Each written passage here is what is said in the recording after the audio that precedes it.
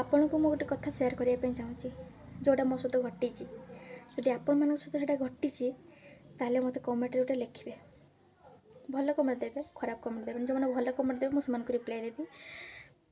ଗୋଟେ ବର୍ଷ ପରେ ମୋ ଆଈ ମୋ ସହିତ କଥା ହେଲେ, ମୋ ଭଏସ୍ ଶୁଣିକି ବହୁତ କାନ୍ଦିଲେ, ମୁଁ ବି ବହୁତ କାନ୍ଦିଲି। ଆଉ ସିଏ ମୋତେ କହିଲେ ମୁଁ ତୋତେ ଟିକେ ଦେଖିବି। ବୋଲି କେମିତି ଦେଖିବୁ? ମୁଁ ଗଲେ ସିନା ତୁ ଦେଖିବୁ, ନା କେମିତି ଦେଖିବୁ? ହଁ କି ନାହିଁ?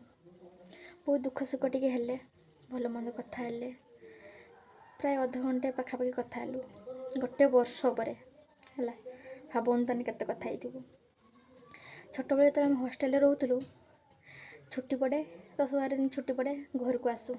ଘରେ 2-4 ଦିନ ରହୁ। ବାକି ଆଉ ଯେଉଁ ଛୁଟି ଗୁଡ଼ା ମାଆ କୁହେ ଚାଲ ମାମୁଁ ଘର ଆଡ଼େ ବୁଲି ଆସିବ। ଆମେ ମାମୁଁ ଘରକୁ ଯେଉଁଦିନ ଯାଉ ଏତେ ଖୁସି ଥାଉ କହିବାକୁ ନାହିଁ। ମାମୁଁ ଘରକୁ ଯାଉ, ମଜାମସ୍ତି ଖେଳକୁଦ ସବୁ କରୁ। ଆସିବା ଟାଇମ୍ରେ କାନ୍ଦୁଣ ମାନ୍ଦୁଣ ହଉ ହେଲା। ଆଖିରୁ ପାଣି ବି ପଳେଇ ଆସେ ଆସିବା ଟାଇମ୍ରେ।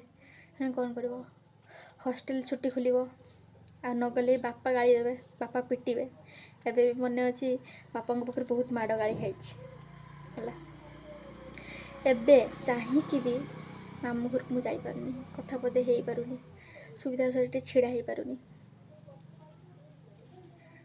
ମାନେ ଏତେ ପରିସ୍ଥିତି ଖରାପ ଯେ ହେଲା। ବହୁତ ଦୁଃଖ ଲାଗେ ଯେ କହିଲାକୁ ଆଖିରୁ ବି ପାଣି ପଳେଇ ଆସିଛି ଦେଖନ୍ତୁ।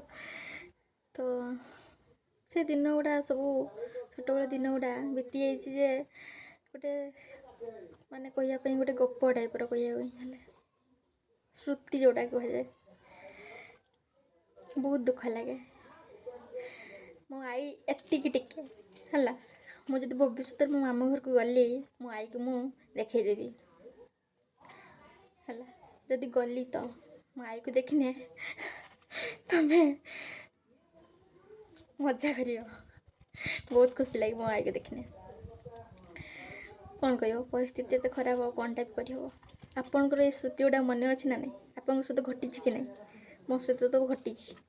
ମୁଁ ସେଇପାଇଁ ମୋ କଥାଟା ମୁଁ ଆପଣଙ୍କୁ ସେୟାର କରିଦେଲି। ଯଦି ଘଟିଛି ଗୋଟେ କମେଣ୍ଟଟେ ଦେବେ ହେଲା।